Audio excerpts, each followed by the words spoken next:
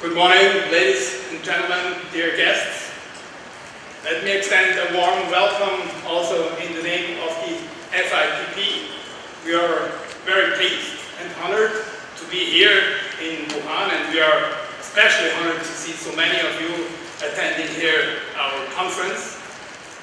And let me first thank very much the authorities of Hubei for hosting us here in their province in Wuhan, and thank our friends from CPA for the perfect organization of this event, at least up to now.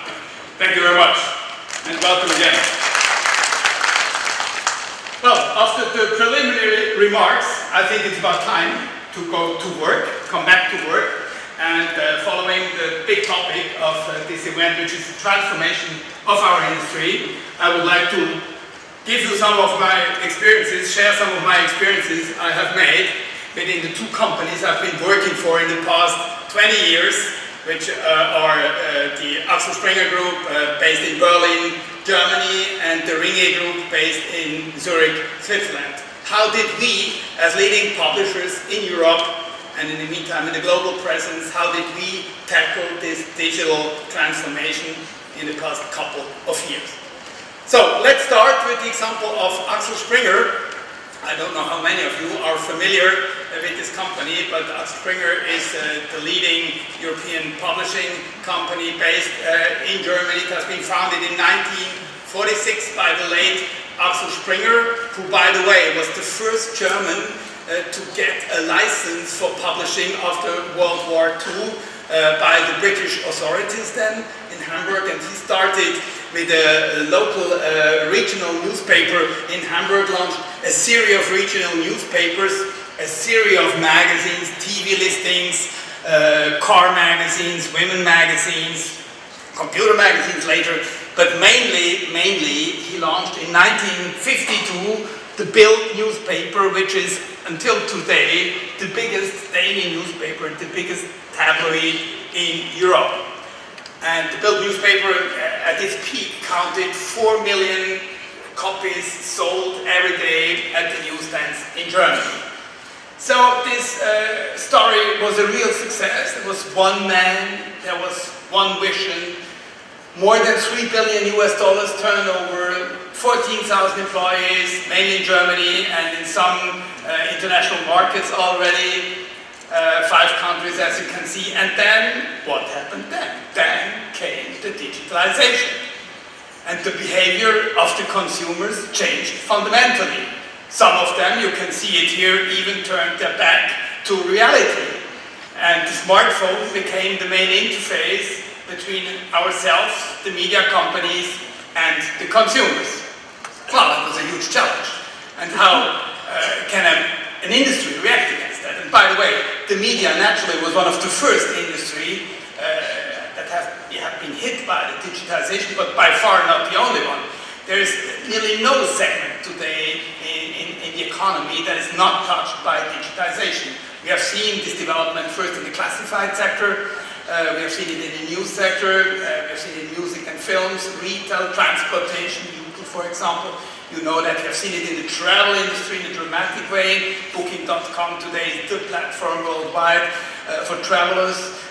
We see it in banking more and more, and in insurance. The whole fintech discussion is only at its beginning, will probably completely change the world in the financial sector too. We see it in the automotive industry with self-driving cars, with the mobility, shared mobility, not only in urban centers, but perhaps very soon worldwide. We see it in energy and healthcare, and we could go on this list. And you know, some of them have got the right answers, but some of them did not. The more experienced ones amongst you probably remember this brand Kodak, and you can see what happened to the stock price of Kodak. It's a clear reflection of the digitization. And the curious thing is that even those who thought that they were at the top of the progress, at the forefront of the progress, those, for example, who invented the digital cameras, even those have been dramatically hit by digitization within just a couple of years. Look at their pictures. The producers of digital cameras reached their peak, 122 million cameras sold per year in 2010. This is only 8 years ago. And then you remember what happened. Then came the smartphone. Then came the iPhone. And the iPhone took over the function. Look, I see, you take pictures with the iPhone, you see? 8 years ago, you would have taken the pictures with a digital camera. It's over. Today, it's the iPhone. And look what happened to the digital cameras. They went back to the level of the early 2000 years. So even those who were the innovators on the field of cameras have been hit within just 10 years dramatically by the new development. So let's come back to our companies. Let's come back to our industry. First, a short portrait of who is Axel Springer. As I told in the beginning, the leading European publisher with the clear goal to become the leading digital publisher worldwide in the next couple of years. Today, Axel Springer is present in 40 countries. It's listed on the German stock market, or the MDAX. And one of the core elements of the transformation of Axel Springer was, and still is, to build a network with the current generation of digital founders, with the millennials who are the digital natives, who are the natural born digital adopters. And I think this is crucial, because without a cultural transformation in a company, there will never be a fundamental transformation of the business model and of the knowledge.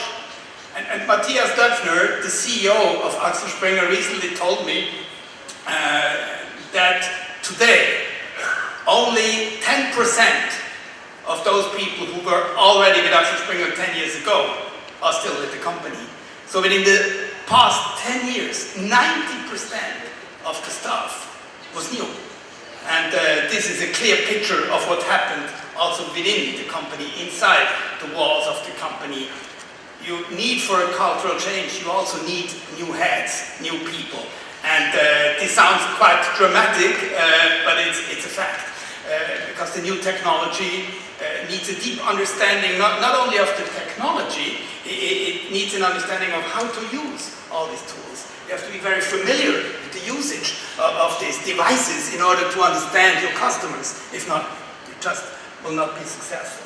Well, Axel Springer today has a turnover of around $4 billion and an EBITDA, an operational profit of $750 million and counts 16,000 employees worldwide.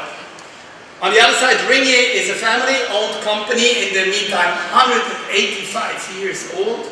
Already it's the largest Swiss media company. They have very friendly ties, by the way, with Axel Springer. I'll come back to this in a second. And they more or less adopted the same strategy. Ringier today has a turnover of $1 million, an operational profit of $110 million, and counts approximately half of the employees of Axel Springer. That means 7,000 worldwide. A few figures only. I will not present you a too large amount of figures, but just a few key figures to show you the structure of the revenues and of our business. Axel Springer today is, and this is very significant, besides publishing, it's the world market leader in classified marketplaces regarding job offerings, real estate offerings, and cars. And this is today a clear backbone of the company. It's the most important, not only revenue driver, but mainly profit driver. You see it here very clearly. 42% of the revenues are still generated with publishing, 28% with classifieds, and the other 28% are more or less affiliate marketing models. But the main number, you see it on the right side, is that the classifieds with a 28% share in revenues stand already for nearly 2/3 of the operational profit. So it's the financial backbone of the company that allows the further investment also into digital publishing. And this is really astonishing. If you look at these figures today, 71% of the total revenues of Axel Springer are already digital. 87% of all advertising revenues come from digital market, and here I include the classified markets. and 80% of the operational profit provides from digital services. So you can be very successful as a digital publisher, and if you remember the figure, the operational profit is around 750 million US dollars, so 80% of it is quite a lot. That's the financial transformation of Axel Springer, and that happened, all that happened within less than 10 years. I can tell you that 10 years ago, all these three numbers were close to zero, in the low one-digit percentage level. So this is a dramatic transformation that you can see here. For Ringier, it's quite similar. Ringier today has already a 42% share of digital revenues and a 66% share of digital profits on the total profit of the company. Here again, 10 years ago, these two blue fields were close to zero. All this has been reached within the past couple of years. And how did we reach that? I think this is the key question. These were more or less the results now of the transformation. How did we execute this transformation? How did we manage it? And there are 3 points that we have done. Point number 1, we transformed our leading media brands into digital brands. Those where we have seen the possibility to transform them, as well newspapers as magazines. We set and established a clear digital footprint and a clear digital revenue model. This is crucial. Secondly, where we didn't see the opportunity to occupy a market with existing brands, we did build new brands or new activities, digital activities. And thirdly, that's a very important point, where even this was not possible or economically it didn't make any sense, we acquired digital brands. And I must tell you that in general, if you have a size like Axel Springer or Ringier, if you don't go through inorganic growth, that means through acquisitions, merger and acquisitions, you will not be able to scale up and get the necessary speed for the transformation of your company. Such a dramatic transformation, and not only keeping up the figures, but blowing up the figures and the profit is only possible with a very active and courageous acquisition strategy. And if you look at Ringier, you can see here is just a quick view on what has happened in the past 10 years. More than 40 deals have been closed in order really to enlarge the activity of the company and to get the company into the digital age. And in the case of Axel Springer, there were even more than 110 acquisitions and more than 110 organic development projects that allowed the company to be where they are today. So all these impressive figures would not have been possible without this. And you know, I have shown these slides recently at the London Business School, where I was invited to give a lesson to the... Oh my God, put them back here. I was invited to have give a lesson to the students. It doesn't want to stay here, so I put it here. Yeah? Okay. And one of the students then asked me after the presentation that normally they hear that 9 out of 10 acquisitions or mergers fail afterwards. And I tell you, this is completely wrong. It's a question of mindset. I was myself on the board of Axel Springer, and I was involved approximately in half of all the acquisitions we have done in these years. And I don't remember really perhaps one out of all these 40, 50 acquisitions I accompanied which went wrong. All the others went well. It's like if you get married, you know, it's a kind of a question of mindset. If you want the couple to work, then it works. If you are a bit kind of a complicated guy or person, it's much more difficult. And I think in business life, it's comparable. You have to naturally not only check the company. If you go into due diligence, you also have to check the people. That's crucial. And if you get the feeling that you would not get along with the founders or the management of the company that you want to acquire, then you better walk away. So that's absolutely crucial. And M&A, if you do that correctly, is a main instrument in order to get speed and scale in the digital transformation. This is another example. Axel Springer and Ringier, I told you before, have very friendly ties. So we founded a joint venture, major joint venture we have in Eastern Europe in 7 different markets, from the Baltics over Poland down to Serbia. And I will not go here into all the details, but within 2012 and 2018, we more or less kept the revenue stable. We increased the EBITDA, the operational profit, by more or less 20%. But the main figures, you find them again here on the lower level. The digital revenue percentage went up within 5 years from 7% to 48%. And the digital EBITDA percentage, operational profit, from 5% to 69%. So again, more than 2/3 of the total profits of this joint venture in 7 Eastern European countries today come from the digital operations. And 5-6 years ago, it was just 5%. Again, this was possible mainly through acquisitions, and you'll see a list of them here in the middle of this slide. Now, I would like to give you 3 examples for these 3 action points I have mentioned before. We transform, we build, and we buy. So let's go for the transformation first.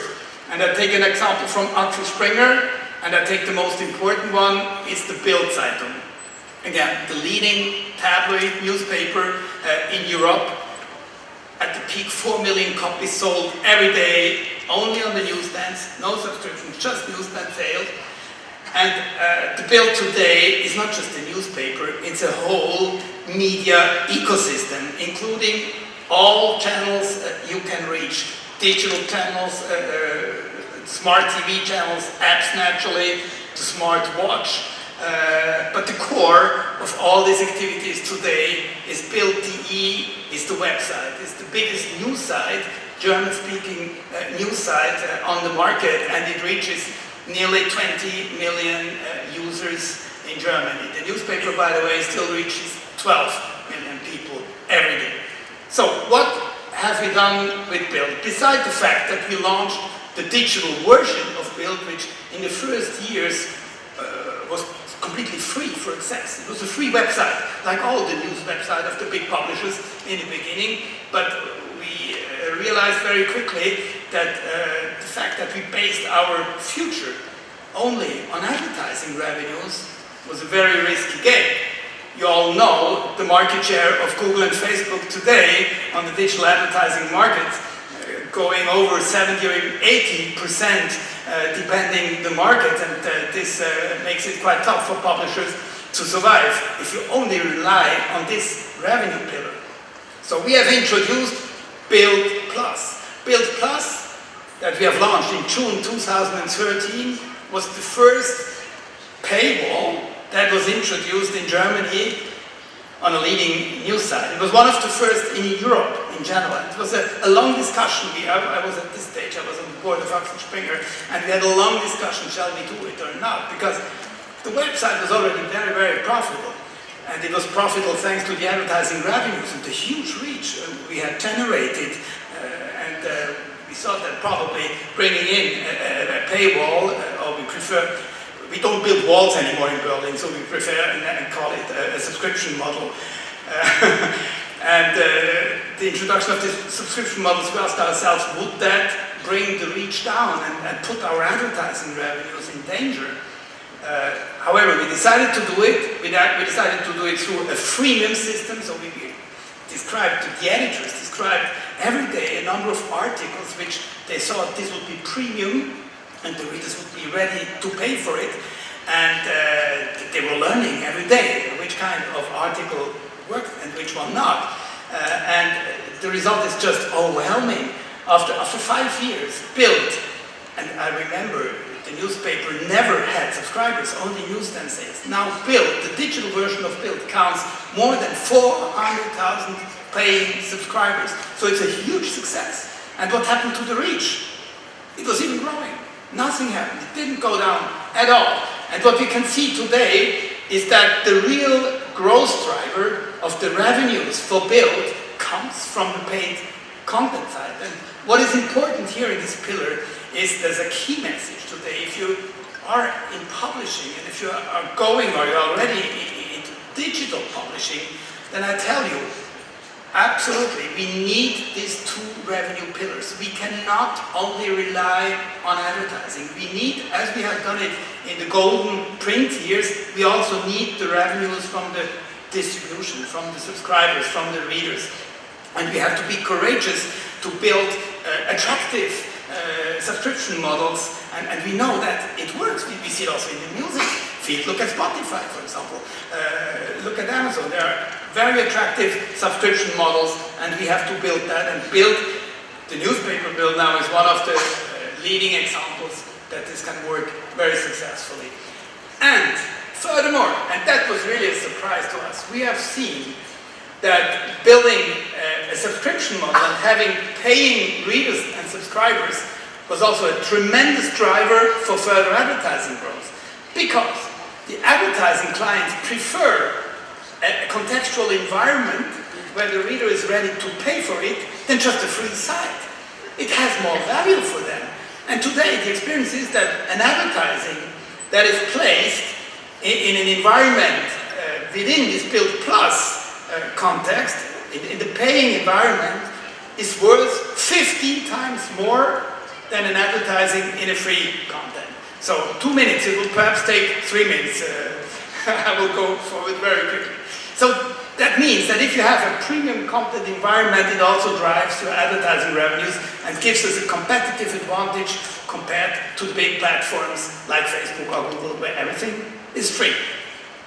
Well, another example. Now, what did we build? Here I take an example from Ringier, and this is something I think you here in China are very familiar with that, because the Chinese investors are amongst the most courageous ones in Africa.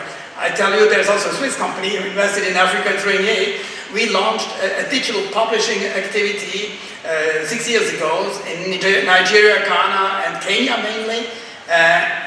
And we were driven by the idea that Africa is the youngest continent here on Earth. More than half of the population is under 20 years old.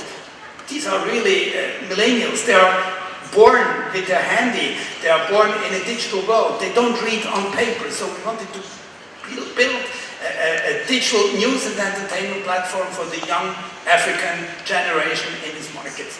It was courageous, no doubt, and it's tough to work in Nigeria, I can tell you, or in Kenya, but the success is great. We have reached, in the meantime, over 160 million people per year with our offerings, 170 million video views, and we count close to 9 million interactions on social media, because social media is the main distribution driver in these markets. And only the video grows, and video is very attractive, by the way, not only in Africa, for all of us.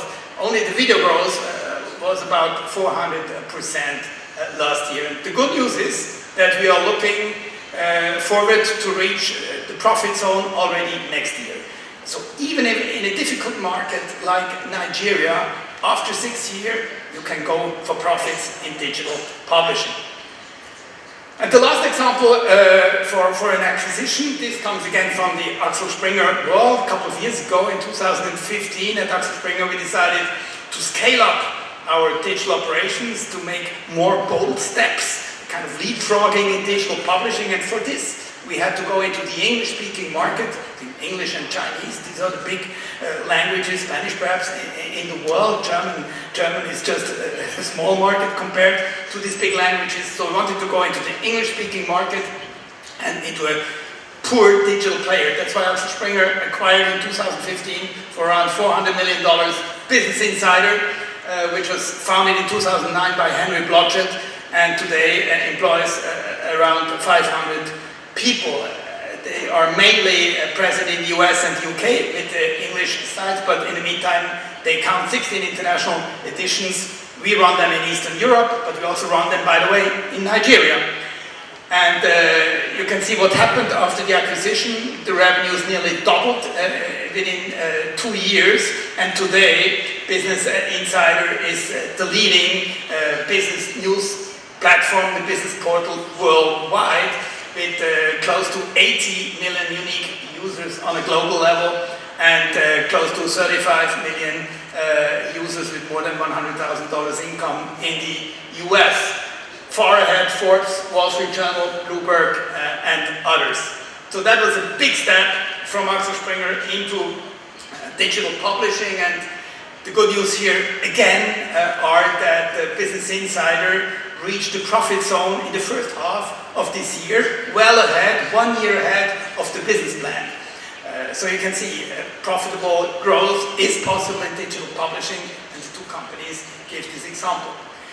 So what are the main competitive advantages today for Axel Springer and for Ringier? I think number one is clear, is that they have been very early, those who dared to enter also by investment into the digital world.